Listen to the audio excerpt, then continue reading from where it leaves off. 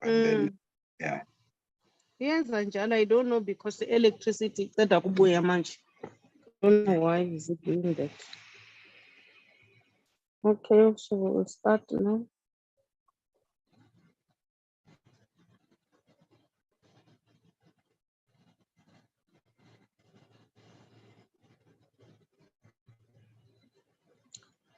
Good morning, everyone. We've got the agenda before us. The purpose of the meeting. Recording in progress. Is to get briefing on socio-economic impact assessment system by the Policy and Research Service branch in the presidency. Abbreviation yakhona bayibiza SIAS, something like that. And then also to consider the previous minutes. You are warmly welcome into this meeting. The meeting is officially opened. We'll now zoom to the next item, which is roll call and apologies. Braking, can you take us through this item?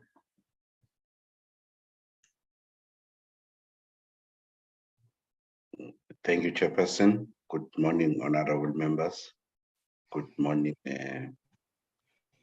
colleagues, both from Parliament and colleagues from the presidency. Ms. Pulane Kole, amongst others, and Mr. Mabuza, the PLO, and the last I missed the last name. Chairperson, in the meeting, we've got the we also having Honorable Matulela, Honorable Nkosul Tuli, Honorable Jacobs, Honorable Dividas, Honorable April, Honorable Klomelang, Honorable Mieni, and Honorable Lubengo. Then the apologies that I've received, Chair. Firstly, it is the apology from Honorable Kruger, who indicated that she is still in Australia. Excuse me. So they are about 6 hours ahead of us. So he tried to join the meeting, but he's having it's with the family. Also received an apology from Honorable Hendricks. Then also received an apology from Honorable Zumula, who indicated that by the time we start the meeting, he will be in a flight. So those are the apologies. The one, but it's Honorable Tenjan, who is still struggling with the network to join. Then on the side of the department, I've also received an apology for the minister who is attending the local government summit, so couldn't be able to be part of this meeting. However, he has sent the delegation from the Policy and Research Services branch to address the committee on SIAS. I think they are under the leadership of Ms. Pulane Kole. So those are members and the colleagues that has been that are in the platform, Chair. Thank you. Thanks, Braking. Can I have a member who is going to move for the adoption of the agenda, which is appearing before us? Honorable members. Good morning, Chairperson. This is Honorable De Villiers. I will move for the adoption of the agenda. Thank you, Honorable De Villiers. Any seconder, honorable members? Good morning, Chairperson. This is Honorable April. I second. Thank you, Honorable April. We'll now proceed with our agenda. The leader from the presidency will take us through. We're waiting for this briefing. Over to you.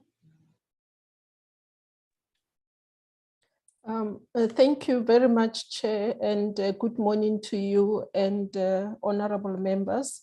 Thank you very much for the invitation and to take you through the socio-economic impact assessment system.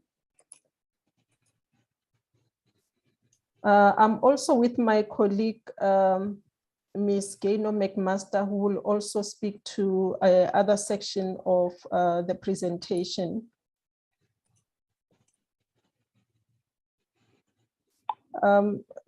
Chair, and are you able to see the presentation? Yes, it is clear. Proceed. Okay, all right, thank you very much. So the presentation will give a background on understanding what the socioeconomic impact assessment system is all about. How was it introduced in government and how is it being applied? And what are the institutional arrangements for its implementation and some of the implementation highlights and the key principles that have to be applied when using SIAS, and some of the support initiatives that we offer as policy and research services. So SIAS is an ex-ante analysis tool aimed to strengthen policy and lawmaking. So by ex-ante is that we analyze the potential socioeconomic impact of a policy or a bill or regulations before they can be approved for implementation. So it is a very thought-provoking process in a way that it asks some of the questions that relates to the policy proposal or the bill that is being developed in terms of why do we have to come up with this particular policy? What are we trying to address? What are the socioeconomic challenges that we are trying to address with this proposed policy or legislation? And it's also an interactive kind of a system. So you can't sit in your own corner and develop a policy or legislation. It requires interactions with various expertise within departments and outside. It is also multidimensional in terms of asking critical questions in terms of how your policy or bill will improve the socioeconomic conditions of the vulnerable groups of the society. How is it going to contribute to the key priorities of the country in addressing poverty, inequality, economy, sustainable environment, competitiveness, and governance issues? So it's not a narrow or linear kind of approach, but it allows policy practitioners and those who are crafting legislation to have a broader view of what they're actually doing during policy making. So this system has to be applied throughout policy or lawmaking stages. You don't do SIAS after you have drafted a policy or a bill. You have to start at early stages when you have identified a need, a problem, or an opportunity that requires government attention. So it's a tool to assist a decision-making, whether we should regulate or not. So not every opportunity or challenge that we are confronted will require a new policy or new regulation. Sometimes it's about evaluating the current interventions and improving the mechanisms in place to address the shortcomings of the policy. So in one of the templates that we have shared, there's a question that also asks to say, if you say you want to address this particular policy, have you checked with other existing interventions and whether those interventions, are they addressing adequately that particular problem, or what are the shortcomings, so that we don't have overlay of policies without assessing the existing interventions. And also it allows us that when we develop policies, we need to be sensitive that regulation can have impacts differently to the members of society. Like when you look at some of the laws with regard to safety of buildings and zoning, the big businesses are able to easily comply and adhere to all the requirements of these regulations, but they have negative impact to small businesses, and sometimes they even affect the entry of, or they are barriers to entry for small businesses. So we have to be mindful also of the history of this country, that if we come up with a regulation, how is it also impacting those with high income and the poor, those who are in rural areas, townships, and those who are in urban. So it's very important that we are mindful that our policies and bills do not perpetuate exclusion. So through SEAS, departments analyze broader socio-economic challenges, associated costs and risk, and should upfront develop mitigation action. So we shouldn't get surprises after the policy or the law has been assented into the Act of Parliament, and we are experiencing litigations and unintended consequences. It has to be thought through while we are still drafting our policies. It is also important to ensure that our policies are aligned to the National Development Plan and the constitutions, and also taking into consideration on how the proposals impact and relate to the transformation and inclusive economic growth.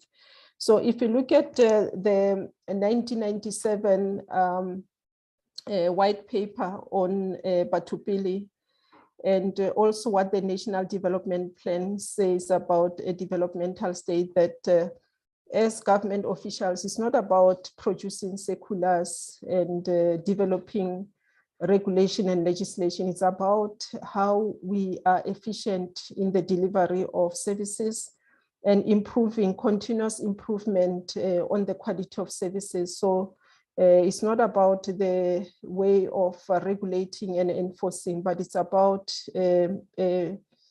thinking about the development of our country and the quality of services that needs to go to our citizens.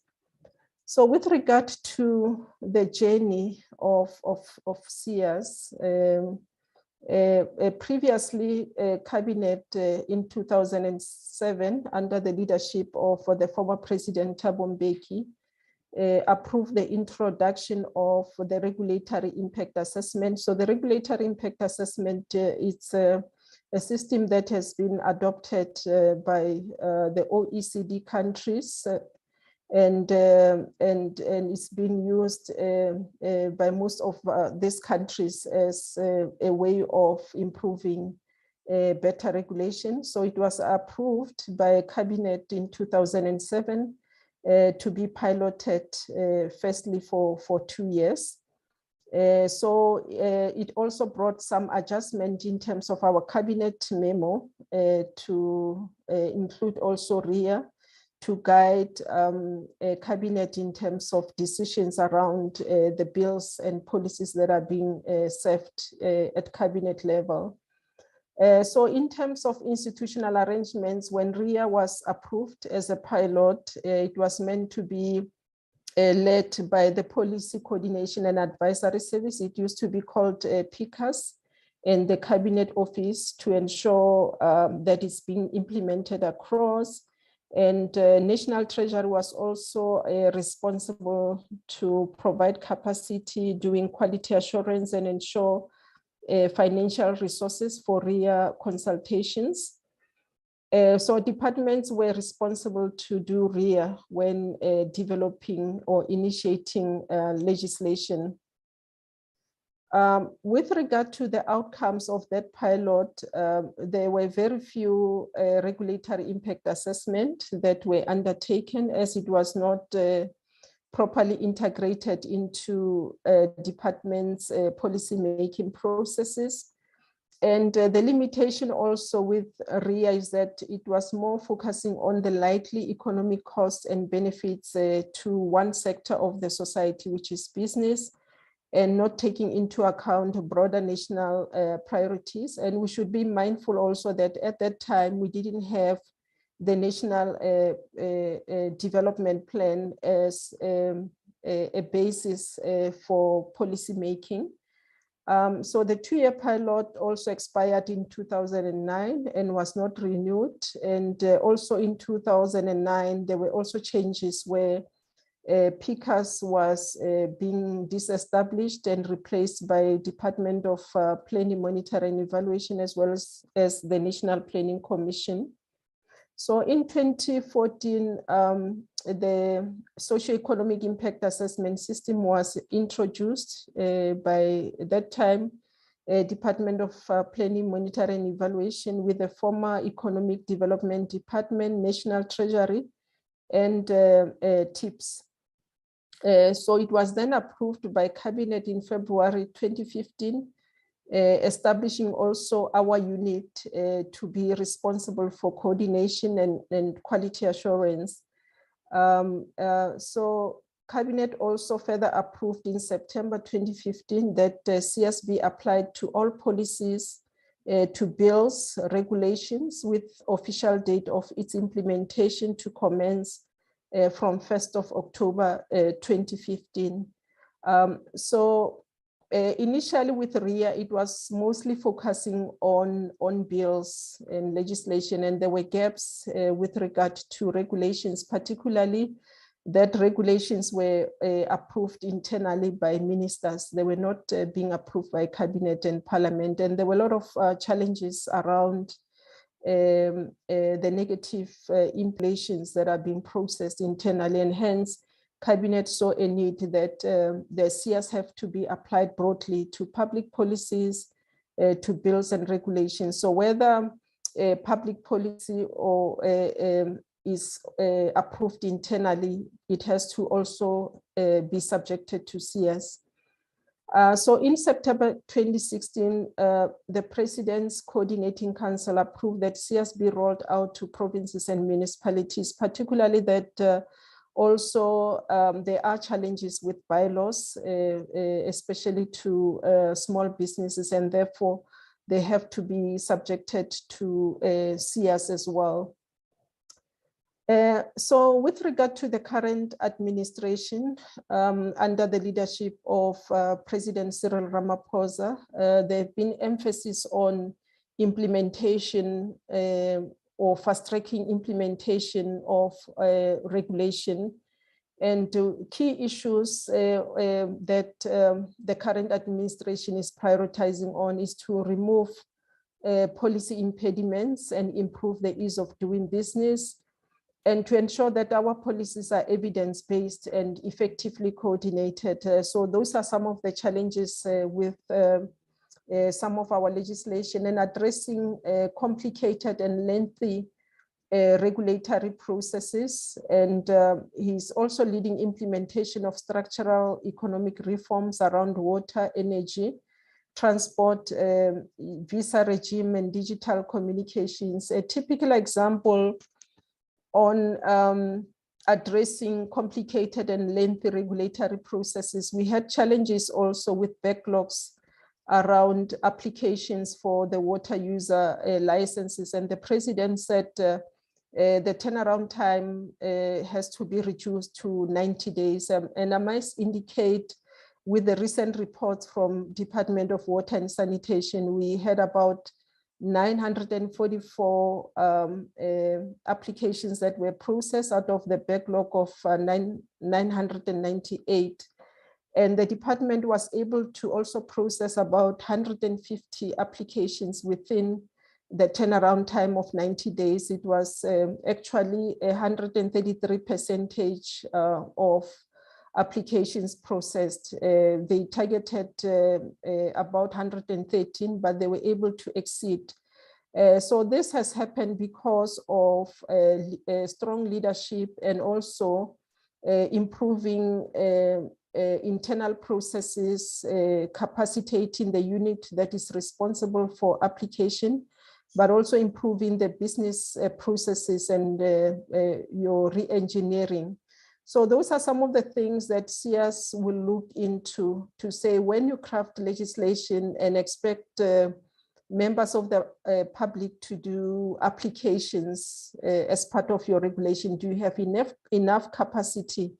And what systems and procedures are you going to put in place to process your permits and your licenses, and to ensure that, and to also say how competitive are we with other countries? If you say you are going to approve an application in 2 years, what does it mean in terms of competing with other countries? Are we slower or are we faster than other countries? So those are some of the things that CS helps policy practitioners to look at. So for example, you can come with legislation that requires you to enforce and you don't have an enforcement unit, then it means you won't be able to monitor compliance, and the challenges that prompted you to come with that legislation will still persist.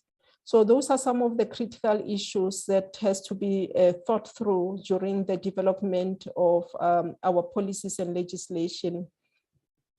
Some of the priorities looks into the revitalization of rural and township economy, where we know that most of our population in these areas are not employed, and to facilitate investment in the country, and also red tape reduction and improving business environment for companies of all sizes.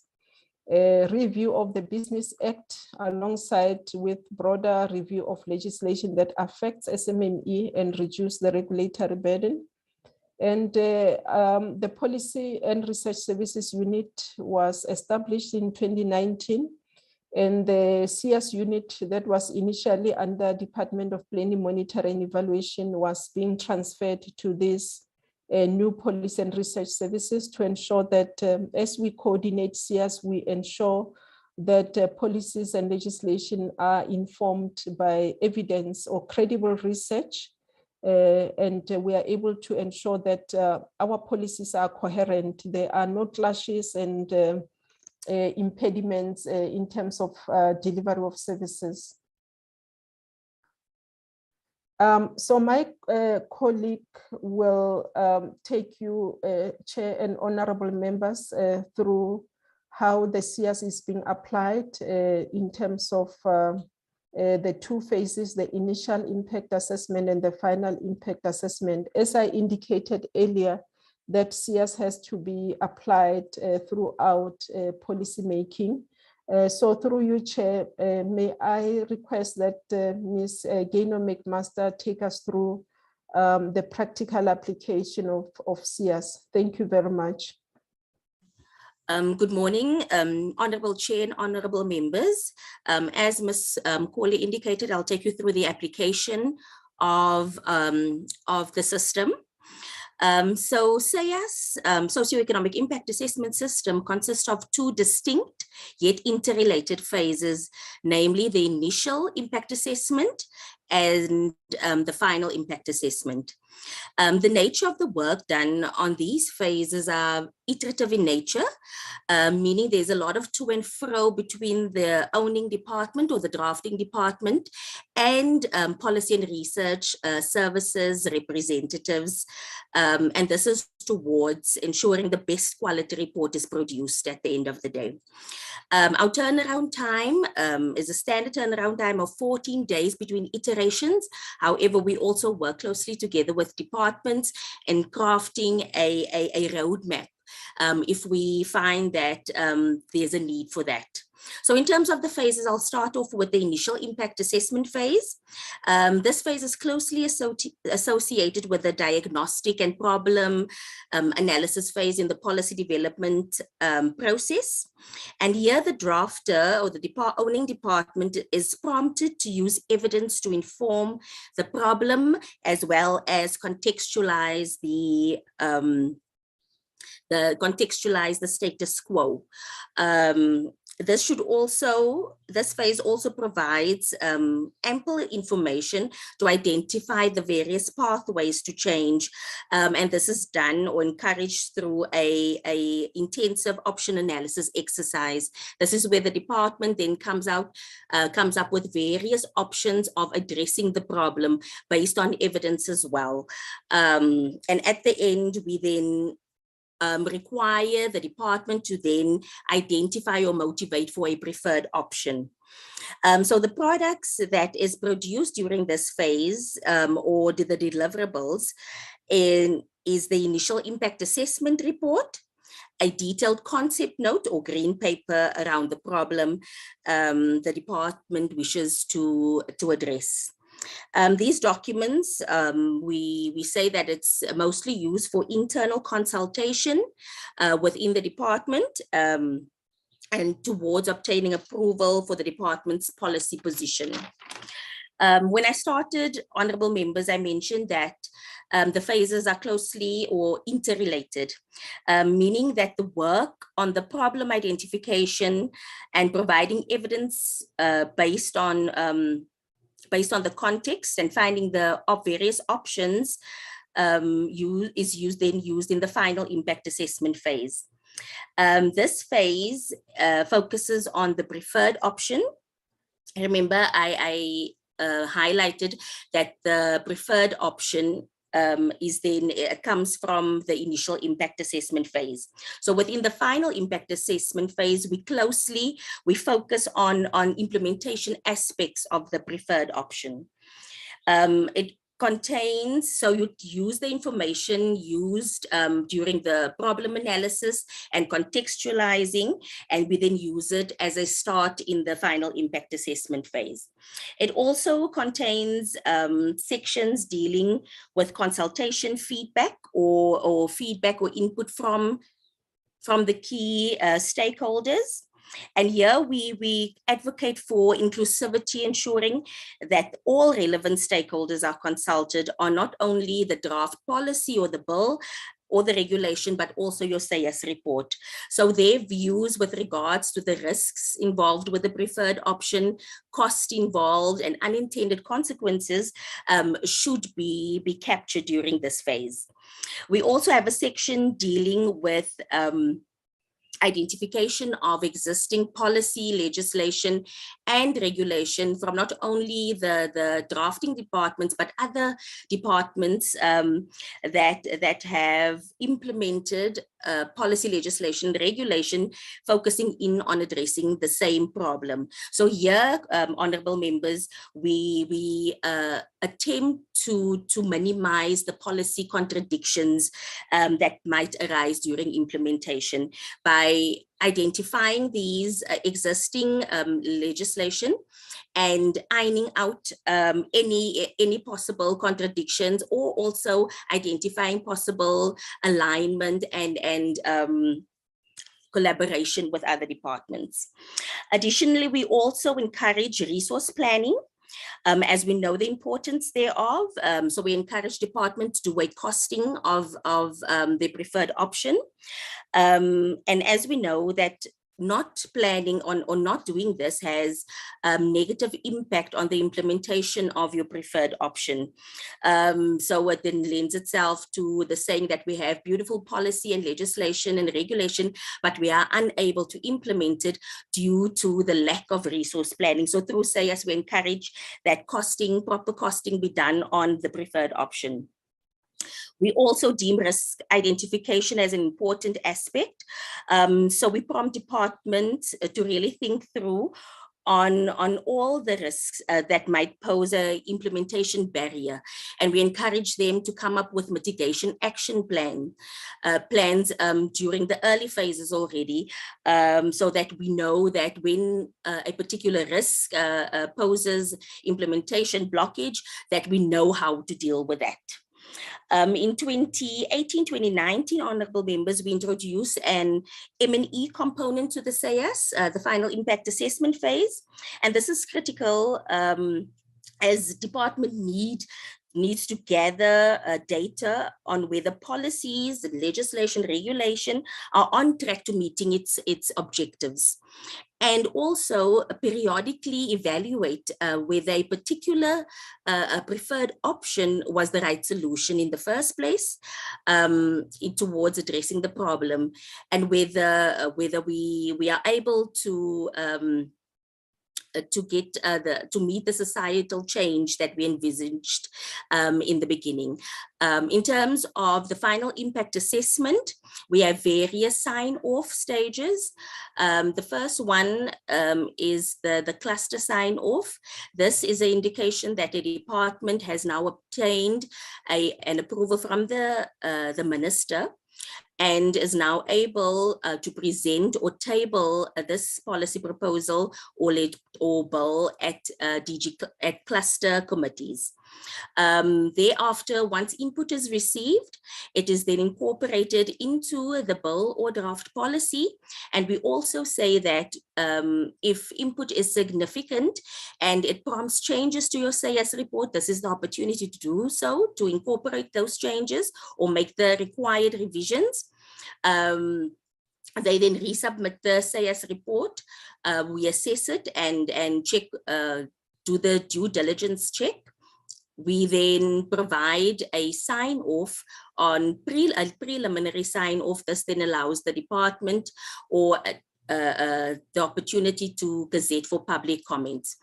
And that is then, once that is done, another phase opportunity is also then to incorporate the input into the bill or the draft policy, as well as the SAYAS as well. So we take departments through these phases and sign off processes until we meet the final sign off. This is when all the bill or the draft policy, as well as your SAYAS, has gone through all the authorizations that is contained in the legislative and policy development process. The next slide, please. So in terms of the SAYAS process flow, this slide just captures the various steps contained within the process and what are the key deliverables at each step. An important part is this that I wanted to mention with regards to this slide is that your SAYAS report, it accompanies your draft policy and your bill throughout the legislative or policy development process, and authorizing stakeholders. For example, I've mentioned cabinet committees, portfolio committees, as well as your NEDLAC processes. So this is just the process flow that unpacks it and categorizes it within particular steps. Next slide, please. So in terms of the application, we have identified within our SAYAS guidelines that there are exclusions. So automatic exclusions would be your statutory laws and legislation, as well as corporate policies like internal policy, HR, ICT, and budgetary policy as well. We've also developed a significant test. This is when we really test whether or not your preferred option has what the significance is. Does it have a huge significance on society and on other departments? And based on the outcome of that, we then determine whether or not your regulation has to go through the full SAYAS. So if that test yields results that it doesn't have much of a significance or impact on society and other departments, we then provide you with an exemption certificate, meaning that you do not have to go through the full SAYAS. Next slide, please. So, honorable members, in terms of the institutional arrangements, this slide just identifies all the key stakeholders to the SAYAS process. Here, we would like to just highlight that the responsibility to draft the SAYAS report, it falls on the owning department. So your SAYAS report is not written up by the Policy and Research Services Unit. The PRS is solely responsible for doing policy analysis and ensuring that due diligence has been conducted on your SAYAS report. We also have identified SAYAS champions. These would be representatives within each department with the sole responsibility of advocating for SAYAS within the department and ensuring that it forms an integral and integrated part of each department's policy development process. So they are basically our eyes, ears, hands, and feet within each department. We also say that departments or the owning department is responsible for publishing their SAYAS report on their websites. This would ensure that the process is fully transparent and that any interested party has access to it, free access to it. We also work closely with the offices of the premiers with regards to coordinating and capacitating provincial departments on the implementation of SAYAS, and also crafting a custom-made SAYAS approach within each department. So we do work closely with the OTPs. We also work closely with Cabinet Office within the presidency. They ensure that all proposals that are on the legislative program for a particular year, that we are alerted about those and ensure that a SAYAS is done on those legislation and policy before it is tabled to the relevant committees. Next slide, please. Okay, thank you, honorable members. I'll now hand over to Ms. Kole to take you further. Okay, thank you, Ms. McMaster. Yeah, so this slide speaks to the implementation highlights that since we started in 2015, after Cabinet approved the introduction of SAYAS, there were about 703 policy proposals that went through SAYAS, of which 80% comprise of bills, public policies and regulations, and the remainder were rules like your magistrate court rules, notices, some of the high impact frameworks, strategies, programs and plans. So we went beyond the scope of the bills, policies, but also to say some of strategies and programs have a high impact to other departments and to the National Development Plan and has to be assessed through SAYAS. So this is the distribution of the 703 policy proposals that went through SAYAS.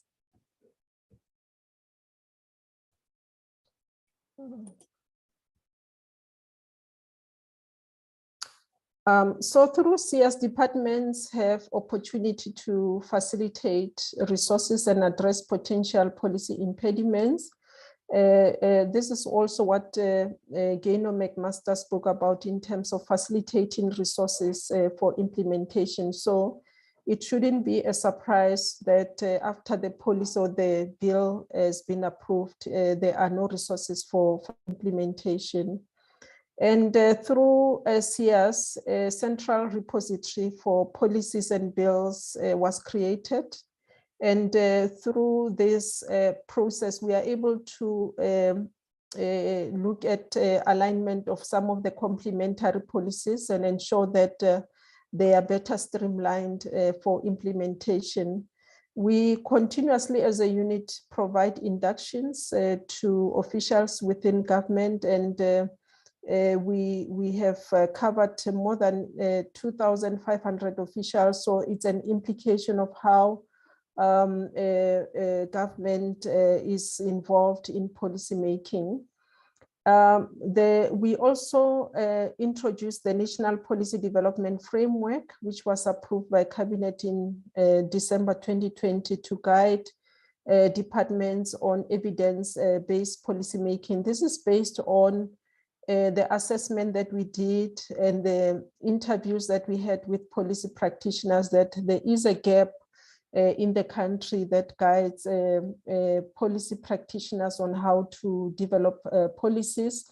So this framework also includes standards of policy making and expected or a guide in terms of duration to ensure that there is proper planning on policy development and also allocating more time on research as well as stakeholder engagement. So those are some of the elements of this framework, and also defining or providing definitions of key terms to say what is the difference between a policy and a policy framework, what is a green paper, what is a white paper.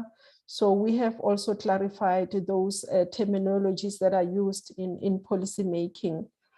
We also developed a curriculum in collaboration with the National School of Government so that they can provide extensive training on CS, and this is also opening up to private sector. And there is also a course that is provided on evidence-based policymaking that is being led by Department of Planning, Monitoring and Evaluation. We have also established a community of practice to support departments on cross-cutting matters in policymaking and application of CS. One of these cross-cutting matters is on how to assist departments in implementing policies and monitoring of their impact beyond being approved, and how this process also inform the review or termination of policies. And we have also gained international recognition, for example, from the OECD, and we were also invited to support other countries on establishment of impact assessment systems. So these are the key principles when applying CS, that when we develop policy and legislation, we have to have the South African context, that we have high levels of unemployment, particularly youth unemployment. We have challenges of poverty and inequality, and therefore our regulation has to be biased to addressing these three main challenges. And CS has to be applied throughout policy and legislation development. And it's very important to use credible evidence. Wrong diagnosis of a problem will lead to wrong intervention, and resources will be wasted on a wrong intervention. And we have to also avoid developing policies when it is not necessary to do so. So it's not about developing a policy, ticking the box. It's about implementation. It's about addressing the socio-economic conditions of our society. And it's very important to engage with other departments and organs of state in early stages of research and policy making, so that you have more evidence and coherent policy making. So you have different roles and of stakeholders. Others are policy implementers, others have to comply, others are policy formulators, others have done research on the same area. So it's very important to do early consultations. And we need to conceptualize through discussions, documents. Your green paper is still important, and policies before developing bills. So we have challenges where other departments will rush to develop a bill without conceptualizing, and the concept document is not the memo on object. The concept is more of a broader thinking and a thorough analysis of the problem or the opportunity that you want to address. And it allows literature reviews, using your administrative data to look into how implementation has been happening. So it's a very important step before development of legislation. And we have found also departments that have developed green paper, white paper before coming up with legislation. It becomes also easy for stakeholders to understand and to contribute. These are some of the feedback that we got from NETLEC and Office of the Chief State Law Advisor. If you have a policy prior to developing a bill, it's very easy for them also to contribute or process that particular bill. And the policies and laws have to be resourced. Otherwise, it will be a good policy that will gather dust, that doesn't have resources for implementation. So CS helps to also to say, if we are costing this legislation or the bill, and these are the requirements or resources, how do we prioritize internally, or how do we engage our social partners for funding to implement our policies. The other important part is implementation plans. It has to be part of policy making so that you are able to determine how you're going to monitor that particular policy or legislation. And if it is not working, you should have those kind of indication that will assist and tell you that this policy is not working, and therefore you have to review or terminate. It's just also like some of the medications, they say, if you take this pill for 10 days and nothing happens, it means you need to go and see the physician. So those are some of the things that should happen as we monitor our policies. It shouldn't take us 10, 20 years to realize that a particular legislation is not working. And so we need to have that embedded in policy making. And not only that, but also we should determine whether we have good policies or not. Through monitoring, it should tell you that we are starting to see positive results because of this particular policy or legislation. And the monitoring also and the evaluation will help us to swiftly intervene, to terminate, or to also come up with continuous improvements and coherently achieve implementation of national priorities. So this slide is about some of the support initiatives that we have to assist the policy practitioners in government. We have trainings that are offered by the National School of Government, as I indicated, on CS. We're using the community of practice and also the national framework for policy development that will be followed by policy briefs and some of the guidelines. We also have our sister department, Department of Planning, Monitoring and Evaluation, that assists with evidence mapping and guidelines, and also doing evaluations of our policies and legislation. But we also have policy analysis experts. We call them outcome facilitators, who also contribute in the analysis of our CS reports. We established a public policy development and research network that is looking at capacitating government officials on issues of policy and research. And we have created a database on the research that has been conducted by government and the multi-year research products so that we are able to ensure that there is sharing of research and we don't duplicate some of the research, but we can share from the database. We are currently finalizing a framework on improving the turnaround time to finalize bills. We have seen research that has been done also by parliamentary monitoring group that it takes on average about 5 years to finalize legislation from initiation up to where the bill is being assented by the president into the Act of Parliament. And when it takes so long, it says to us that the problems that have to be addressed by this particular legislation will remain for 5 years in the system. So this framework has actually looked into all the processes from the departments when they initiate the NETLEC processes, the processes of Office of the Chief State Law Advisors, and we have made some proposals in terms of reducing the turnaround time so that we are able to finalize our legislation quicker. So that's basically the presentation, honorable members, on the socio-economic impact assessment system. Thank you very much. Thank you, Chair.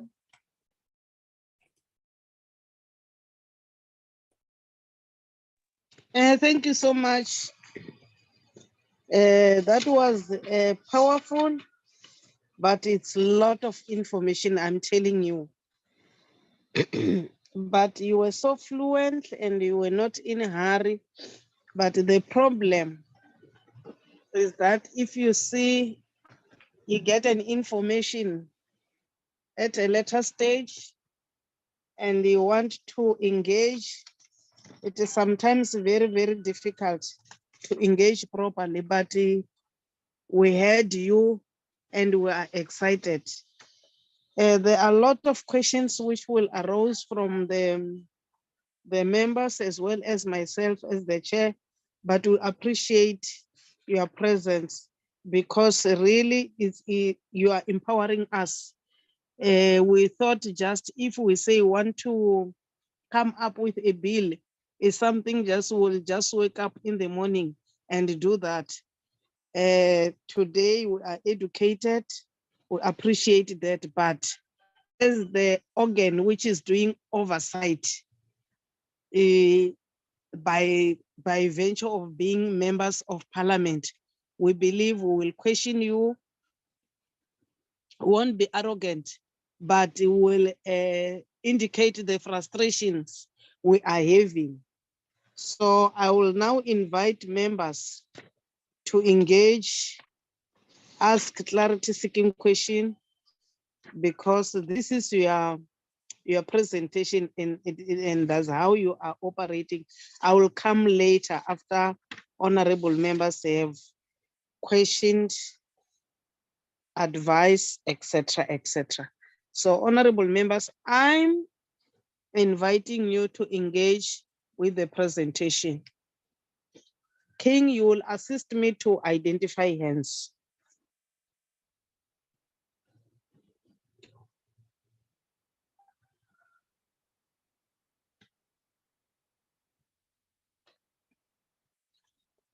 King, can you hear me?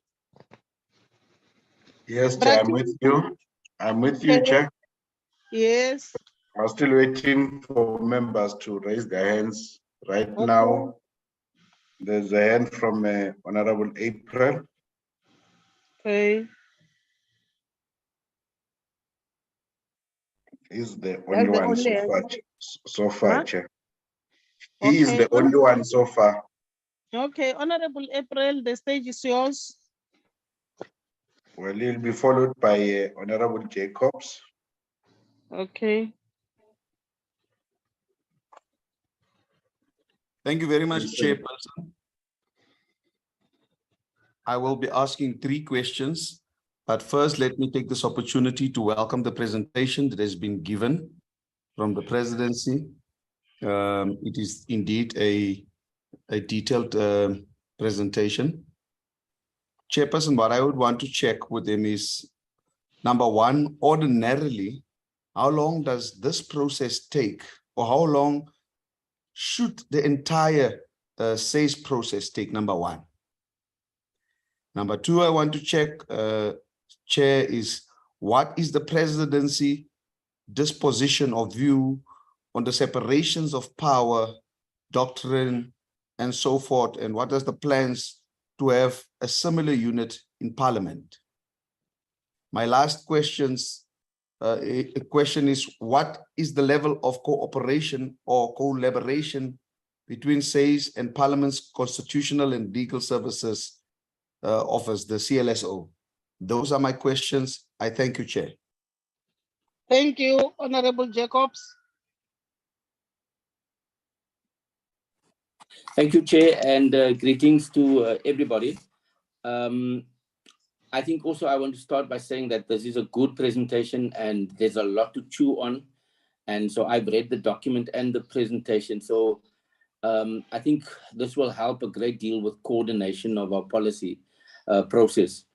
I want to think aloud first, Chair, and then I'll ask a few questions. So our big problem in our country isn't policies. Our big problem in our country is the implementation of our policy framework. Yes, there's a few policy gaps, and policy coordination is always welcome between the three spheres of government. But I think our big problem is, and so the question I want to ask is around, how will this help with the coordination of the implementation? Now, we in Parliament, we have both a legislative function, but also executive oversight. Is there a part of this system that will help Parliament with its executive oversight on implementation? Because we approve budgets and we approve APPs and strat plans of departments. Will this help us with implementation of the policy? I think that for me is a key thing.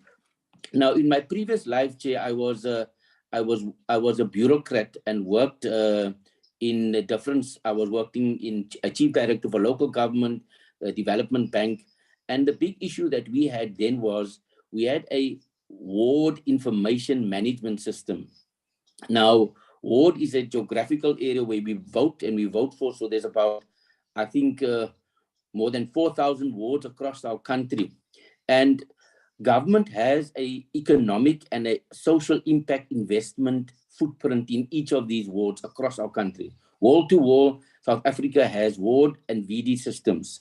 Now, in the past, we could track how many schools, how many creches, how many police stations, how much clinics in each of the geographic wards, and what is the footprint of both money and budget and plan. So the IDP, Integrated Development Plan, the municipal plan, the ward plan, provincial plan, that links economic and socio-economic issues in that ward space was there. So we could indicate, we could identify all the poverty pockets. So in our country, poverty is mapped in geographical areas. We know in the townships, that's where our people are indigent, they're very poor. And we know that these are the areas that require better, bigger policy interventions. So are they using a geographical spread of how policy is being implemented? Because I think some areas like early childhood development, we have a policy around that the state is providing each child 17 Rand a day if you're under 5 years old at a creche for food and nutrition. That's a policy position. But the problem is the policy implementation is that here in the Western Cape, there's more than 3,500 creches on the Cape Flats areas that is not registered because the city of Cape Town wants to charge them 30,000-40,000 to formalize their creches. So there is a disjuncture because on the one hand, the city of Cape Town wants to make profit. On the other hand, the policy of National for Early Childhood is that each kid under 5 years old that is coming from a poor community must get a 17 Rand for a meal. So that's because of that policy disjuncture, our kids are not getting that that nutrition or meal or the money that's meant to go for them. So how are we going to track the existing implementation of our policy?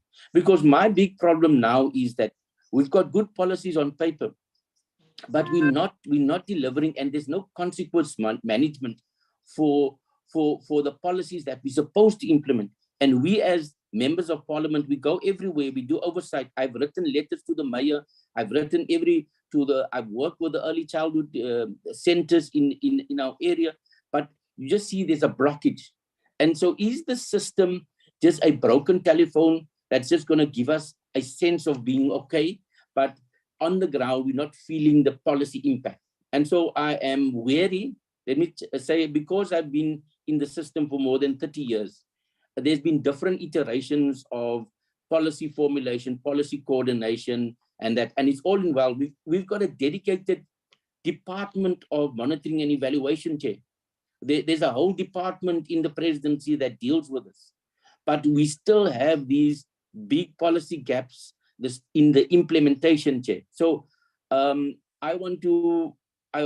thinking aloud, but I'm also raising considerations that you must have in the system.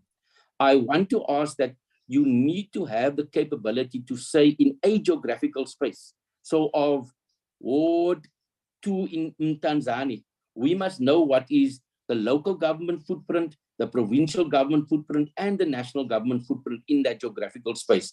So if we know the profile of the people, we can crowd in proper developmental resources and keep people accountable in that geographical space, Chair. I hope I'm clear, but I want to engage. Let me say upfront, I'm thinking aloud, and it's maybe ramblings, but we need to engage this forward. And I think it's a good thing that the presidency is coordinating this, because we need to use our resources better. But we want to encourage more education, more input, more involvement. And so, Chair, I'm excited, but I have many questions. So let me pause there and thank the team for this presentation. Thank you, Chair. Thank you. Do you still have more hands? Yes, Chair, it's Honorable Nkosi Thuli, and then Honorable Matulelo. Honorable Nkosi Thule, over to you.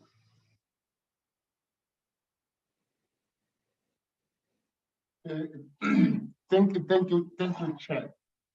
In fact, it's only, I think I've got one question.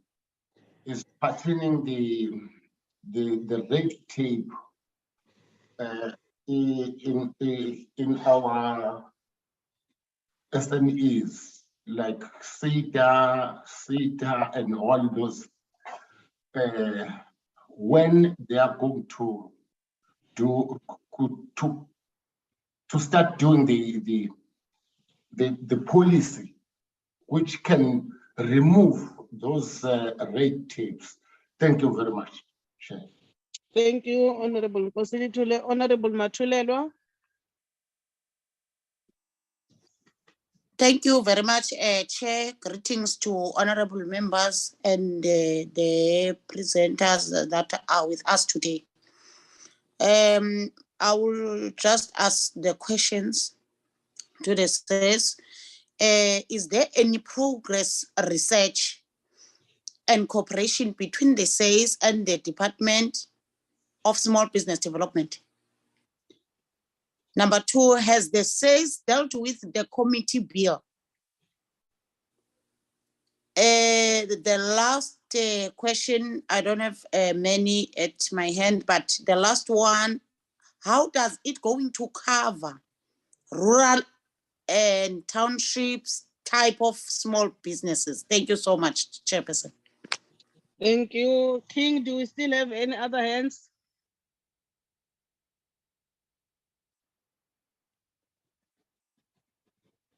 No, Bracken?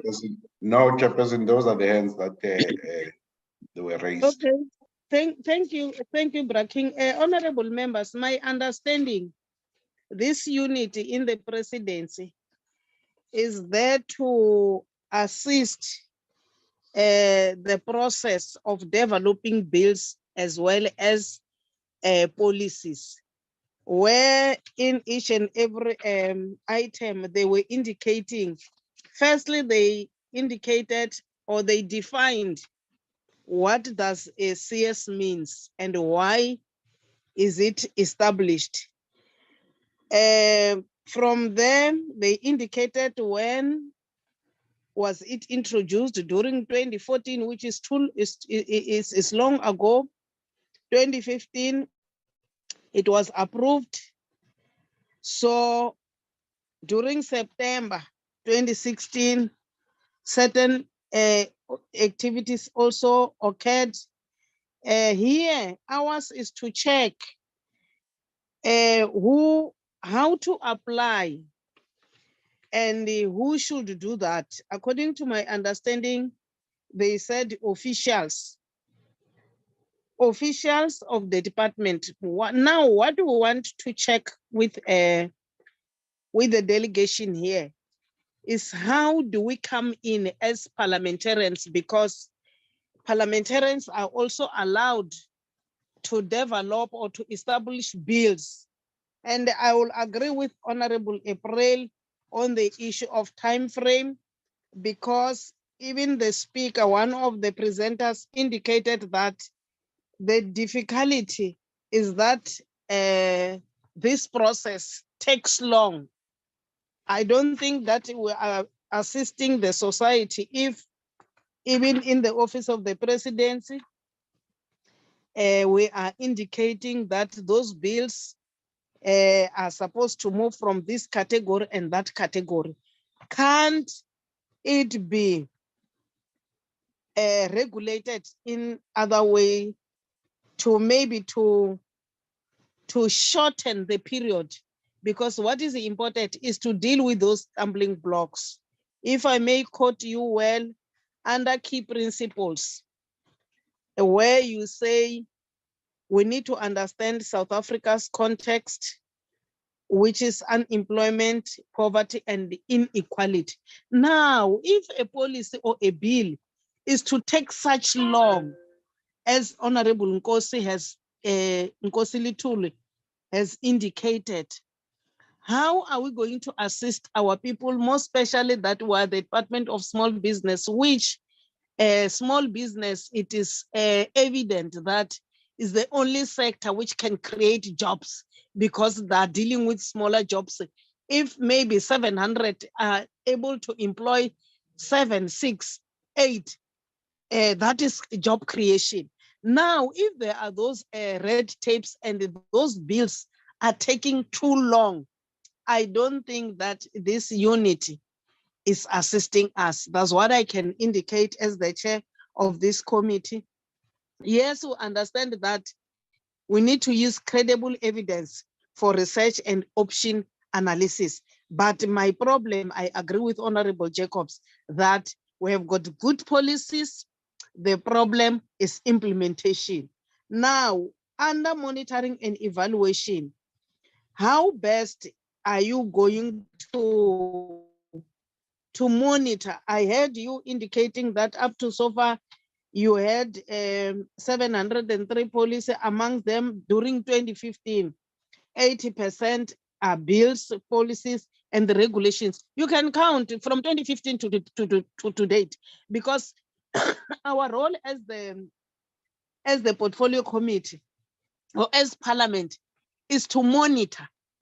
That's why we had this problem of underspending. Not long in one meeting, I can't mention that particular meeting, we discovered that billions are being returned back to the treasurer, while we have got these 3 huge big challenges of unemployment, inequality. So we need to jungle around those issues, that yes, we need to do research, we need to make sure that there is coherent, we need to make sure that there is relationship, but the period itself is jeopardizing everything. This is a good plan, but really the process is taking long. I don't see this process assisting us. As the portfolio committee want to develop our own bill, imagine the term of office of each term is 5 years. You will start a bill, and then along the way, the term, your term lapse, and then new people, new faces come in, and then from there, that particular information is no longer carried, and the problem on the ground is not being resolved, more especially on the issues of red tapes, on the issues of bureaucratic, as Honorable Jacobs has indicated, where our people are denying their rights to get finances, etc., etc. So if those bills really are taking long, to me, I appreciate this year's, but the championing part of it needs to be looked at on how departments are doing such an implementation. Again, how best can a portfolio committee involve themselves into this process of establishing bills, so that we are the ones who are highly affected, because we are the ones who are dealing with the people on the ground, as Honorable Jacobs has indicated, under Western Cape. How best can we assist our people? So really, it's a good presentation, but the issue of time frame, to me, it's a problem. Initiatives, who should participate, if we can get clarity on how best can, as the portfolio committee, zoom into the space. These were my observation. Over to you, my delegation from the presidency. Chairperson, Yes, Sbu. through you, Chairperson, can I request a permission? Yes, just for the benefit of the members, Chairperson. Yes. I thought, Chair, I should ask this. Maybe if ECS can also give us a progress report of some sort with regards to the Business Act, the National Small Enterprise Act, the Small Business Ombuds Bill. Have these been presented to CS? At what stage are they now in terms of assisting the department to finalize these processes? Number two, Chair, the department, it took the department a good number of years to shift the Business Act from the Department of Trade and Industry to DSBD. As far as they know, or as far as they are aware, do we need to go through the same process as the Parliament if we were to move the Business Act from the department to Parliament? Is there a legislative guide, or it should be an understanding, gentleman's understanding or agreement between the portfolio committee and the department? Thank you, Chairperson. Thank you, Sbu. You came to my risk. I was trying to outline that when I say how best can they assist us now, because you have pointed exactly what is it that we want. I think it will assist. Over to you. If you don't have answers, we may request you to go and make some research on those issues, but it's an urgent matter which the portfolio committee would like to get from your good selves. Over to you. Okay, thank you, Chair, and honorable members for the questions that are valid and valuable. So the first question from Honorable April was to understand how long does this process take. So we indicated earlier that CS has to be applied throughout policy development or development of bills. So that process is interlinked with the period that it takes to develop a policy and legislation. But to compile a CS, when we started in 2015, we asked departments to say, how long did it take you to complete a CS report? And on average, it took 2 to 5 days dedicated to develop a CS report. And when the CS report is submitted to us, the average turnaround time to analyze and provide feedback is 14 days. So all in all, it can take about 30 days of CS, doing CS and getting feedback from our side. So it doesn't take long to do that, unless it's a very complex policy or bill that we are dealing with. Sometimes it can take as far as 2 months, but we are trying to ensure that we don't create any delays during policy making. And there's an issue around the separation of power. We do respect that process. There were instances where Parliament would invite us to assist with CS on private member bills. We have done several support to Parliament with the examples of the RIA bill, the private member bill, and the Public Administration General Laws Amendment Bill. We have also provided support with regards to the Films and Films Amendment Bill. And so those are some of the bills that we have intervened as a request by Parliament. So we do provide that. The other issue, whether there should be a unit in Parliament to assist with CS, it will also depend on the number of private member bills that are being developed, whether it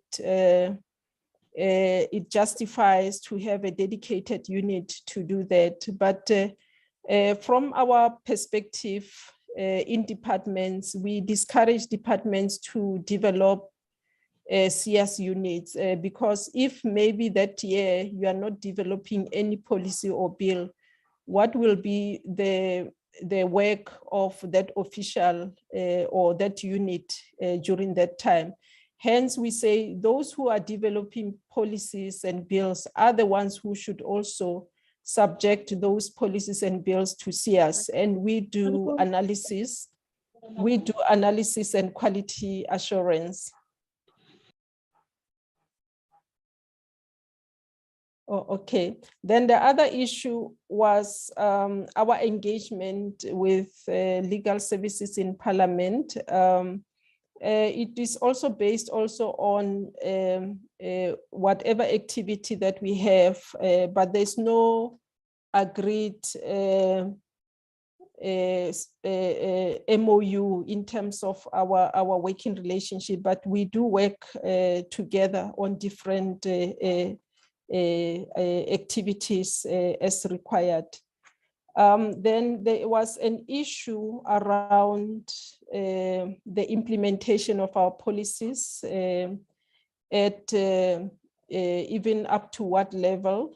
These are the responsibilities of Department of Planning, Monitoring and Evaluation to ensure that policies are translated into programs, and programs are also translated into the annual performance plans of department for implementation. And there are discussions between the Department of Agriculture, Land Reform and Rural Development, as well as DPME, to ensure that there is a transfer of the function around spatial planning, so that the plans that are being developed finds expression in our municipalities and wards. But also there is an important model that is being led by Department of Cooperative Governance, the district delivery model, that also where one plans are being developed to ensure that there is a coherent planning between the three spheres of government, also including social partners, to ensure that delivery happens at ground level. So these are the work that is being coordinated by COCTA. We also have the National Spatial Development Framework that was approved by Cabinet to ensure that resources are linked to the needs on the ground. And this is the work that also will be part of DPME to ensure that resources and plans are coherent or speaks to the needs on the ground. And I hope through you, Chair, maybe DPME will be also invited to respond to some of these areas. The issues of red tape to small businesses, it's a reality. There are a lot of challenges that impact SMMEs, and broadly, it's not only from the regulation side, red tape. They also have challenges of land, especially your townships. They cannot, for example, do manufacturing, agriculture because of challenges of land. The other issues relates to technology, issues of safety, issues of zoning. So there are broader challenges that needs to be tackled coherently as government. So it's not only capacitating small business, it's not about financing, but it's also about ensuring that where they operate, they have access to basic services. They are not subjected to unnecessary enforcement. So we need to look at holistic challenges that are affecting the SMMEs for them to be able to develop. The issues of crime have also an impact on SMMEs. So we have to have a coherent approach in ensuring that we promote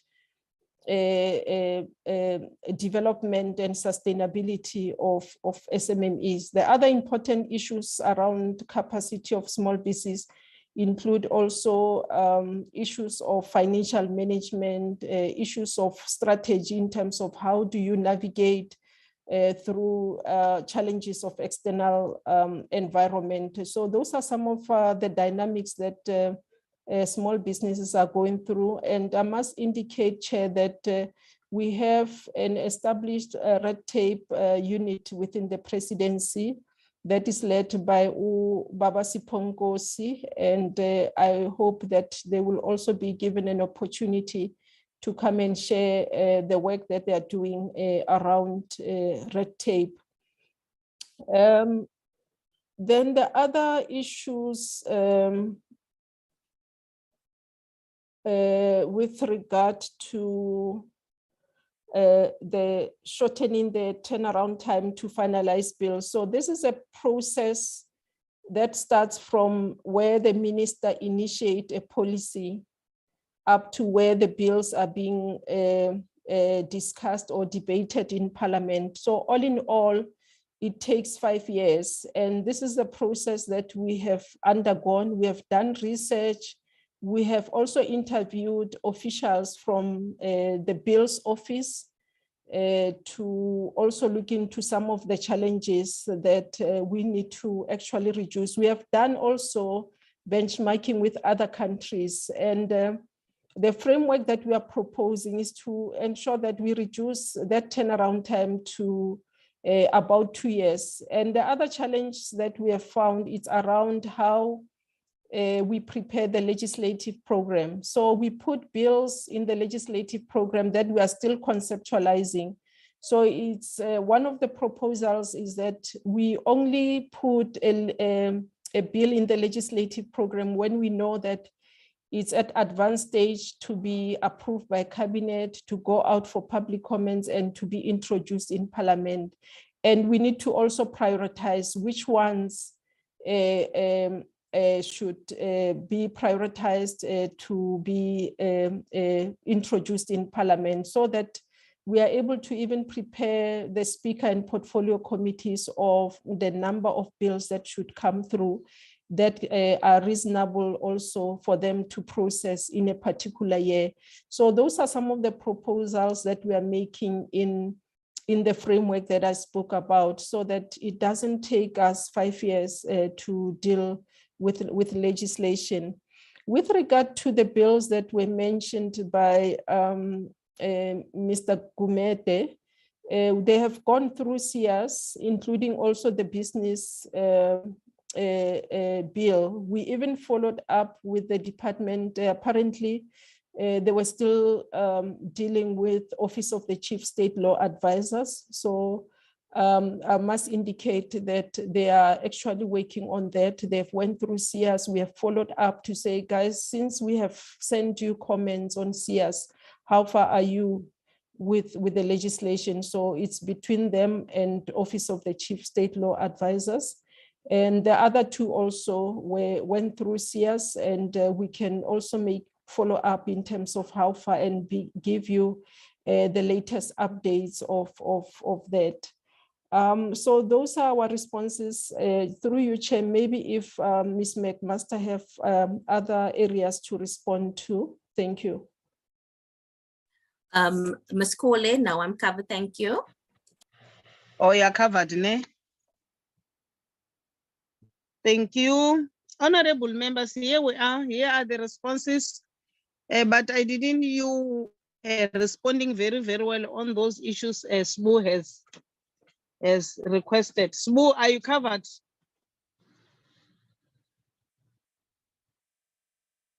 Yes, Chairperson. No, she covered me. We'll just have to Okay. follow up, Chairperson, because Okay. I was asking those questions in relation to the committee resolution to review the Business Act.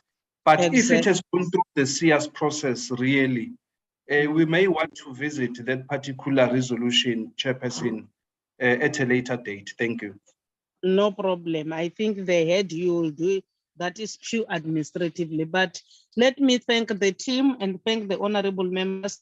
You have empowered us. We now understand how do you do things, and then we'll soon request Ubaba Nkosi from the president to come and present on the issue of those red tapes, because it's a burning issue. We'll discuss that with you, my team, so that during the fourth term, let us prioritize them, as well as monitoring and evaluation from the president, so that if ever there are issues which we want clarity and want to guide as the portfolio committee will do so. But thank you so much. That was really powerful. It will assist us moving forward. Where you may be released.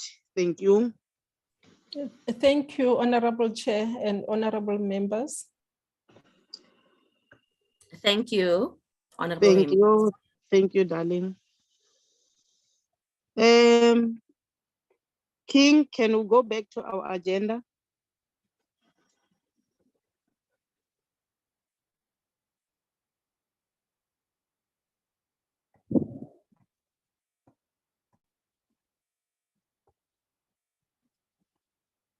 Consideration and adoption of committee minutes. Can you take us through?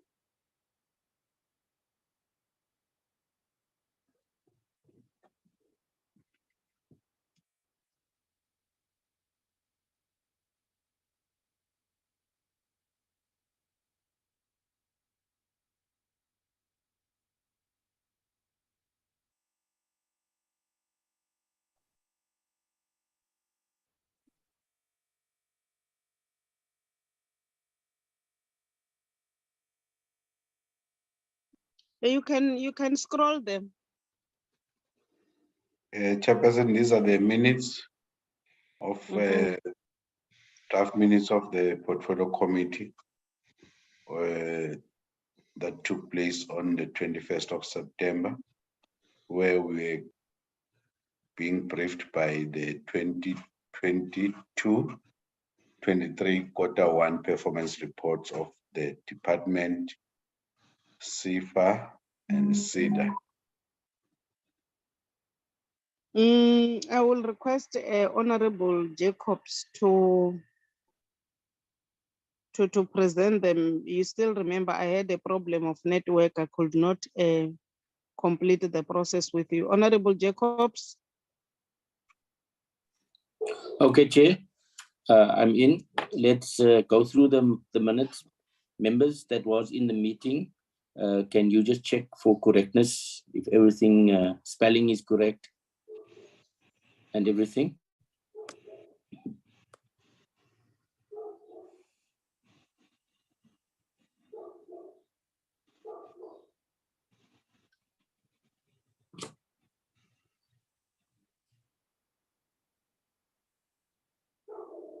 You can proceed.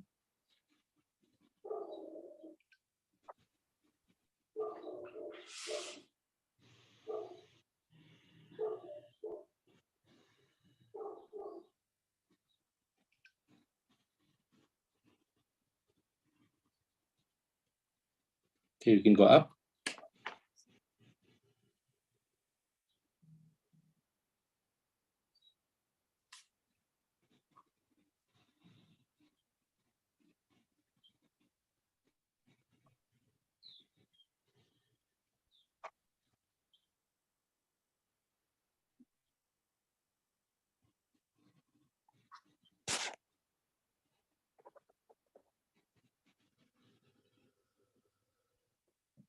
Proceed, Chair.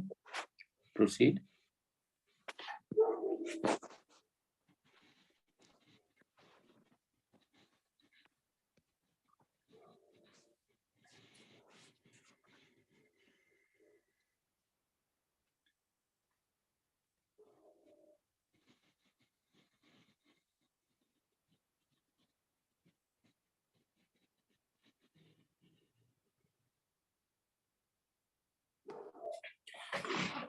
Can proceed, Chair.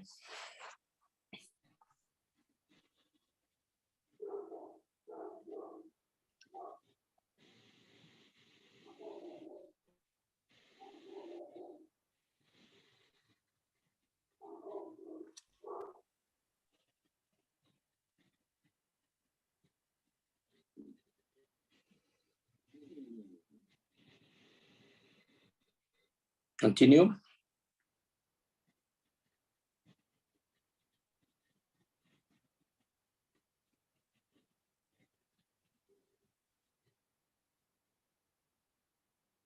Continue.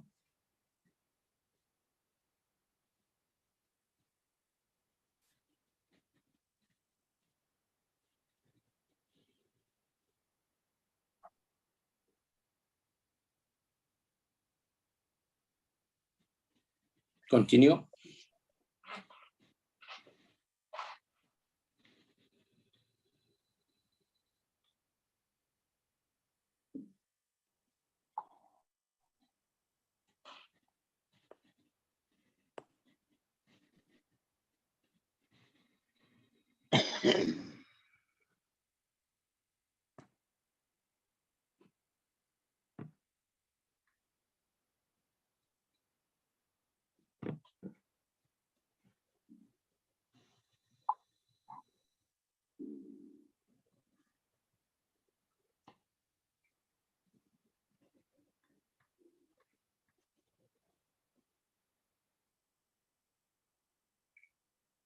Chair, I think it's a accurate reflection of our meeting. Chair, I move for the adoption of the minutes. Hello. Members, Members, any second are those who attended, please. I do second, Chair. Thank you. And the last item was closing remarks. Thank you for attending this meeting and thank you for your participation. I believe we are all empowered today, we understand. And thanks to our officials, our content advisor and our secretary to the committee for advising and guiding us properly all the time. We'll be waiting for Mr. Nkosi and the others to come because the presentation is related to the job he's doing. We are interested on what is it that he has developed so that we can be able to guide. But thank you so much for your time. The meeting stand adjourned. Thank you.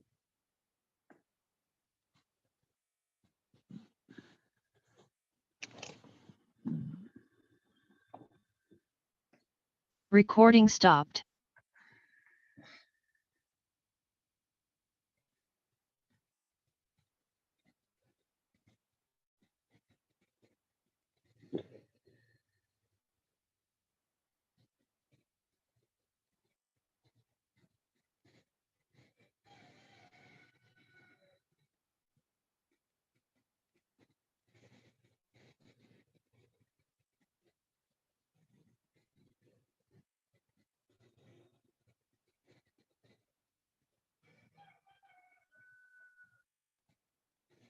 Thank you, Chairperson. Thank you, Brakin. Thank you so much, Smooth. Thank you, Nomta. Thank you, Ngabise. Mina ngibulawa ama-meeting bantu abami. Yabona lama visual ayangibulala nya.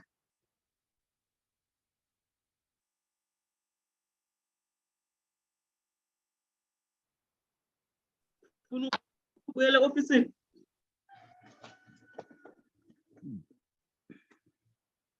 Nomtha angikaze ngikubone nawe uke uziveze kancane. Gcine kudala. Hayi kaloku na ikhamera yami ayisebenzi. Utsho njalo. Ungizwile ukuthi ngithi tshela usani ukuthi le lona le iPhone bathi iyafika. I think seyikhona. Akayicheck. Okay. Akayicheck. Ngifuna the latest one. Ma benefits ame lawo mntanami. Akayicheck but ngizacela usikhumbuzo angigugulele. I will also advise. Awukakhohli Nomtha lento yethu yama-loan. Members interest. Yes, please. Ingangishaya phela. I'm into that particular committee sis. Okay, sure. Ngicela ungicheckele mntanami. Ngiyabonga. Okay. Sure. Sewungibonile ukuthi ngimusenza. Okay, thank you, Chair. Bye-bye. Bye, King. Lapho uthi Bye, King. Port Elizabeth. Yes. Okay, keep well. Thanks. Sure. Bye, King.